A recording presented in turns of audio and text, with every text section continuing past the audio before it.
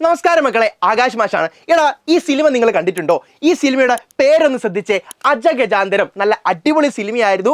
ഒരുപാട് നമ്മൾ രസിപ്പിച്ചൊരു സിനിമയാണ്. അപ്പോൾ സിനിമയെക്കുറിച്ച് പറയാനല്ല മാഷ്, ഈ പേരിനെ കുറിച്ച് പറയാനാണ് ഇപ്പോൾ വന്നിരിക്കുന്നത്.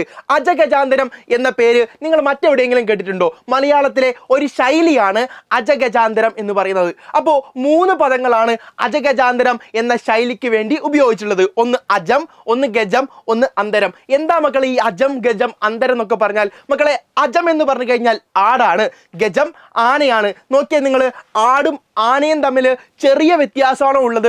അല്ല, അവർ തമ്മിൽ വലിയ വ്യത്യാസമുണ്ട്. ആട് ചെറുതാണ്, ആന വലുതാണ്. വ്യത്യാസം എന്ന വാക്കാണ് അന്തരം എന്നതുകൊണ്ട് സൂചിപ്പിക്കുന്നത്. അപ്പോൾ ആടും ആനയും തമ്മിലുള്ള വ്യത്യാസം അത് ചെറിയ വ്യത്യാസമാണോ? അല്ല, വലിയ വ്യത്യാസമാണ്.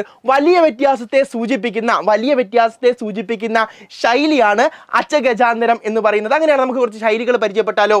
ശൈലികൾ: നെല്ലിപ്പലക കാണുക, അവസാനം കാണുക, കേള് കൊട്ടുക, ആരംഭം കുറിക്കുക, കാല് വാരുക, ചതിക്കുക, ഗതികെട്ടാൽ പുലി പുല്ലും തിന്നും, നിവൃത്തിയില്ലാതെയായാൽ എന്തു ചെയ്യും, അക്കിടി പറ്റുക, അപകടം പറ്റുക, അങ്ങാടിപ്പാട്ടായി, പരസ്യമായി, അടിമുതൽ മുടി വരെ മുഴുവൻ, അരമനസ് തൃപ്തിയില്ലാതെയായി, ഊതിപ്പഴിപ്പിക്കുക, നിസ്സാരമായത് വലുതാക്കുക, വളം വെച്ച് കൊടുക്കുക, സൗകര്യം ചെയ്ത് കൊടുക്കുക. അപ്പോൾ ഇത്രയും ശൈലികൾ പഠിച്ചല്ലോ. ശൈലികൾ പരീക്ഷയ്ക്ക് ചോദിക്കുന്ന ചോദ്യമാണ്. 1 മാർക്കിന്റെ ചോദ്യം നമ്മൾ സെറ്റ് ചെയ്ത് വെച്ചു. All the best.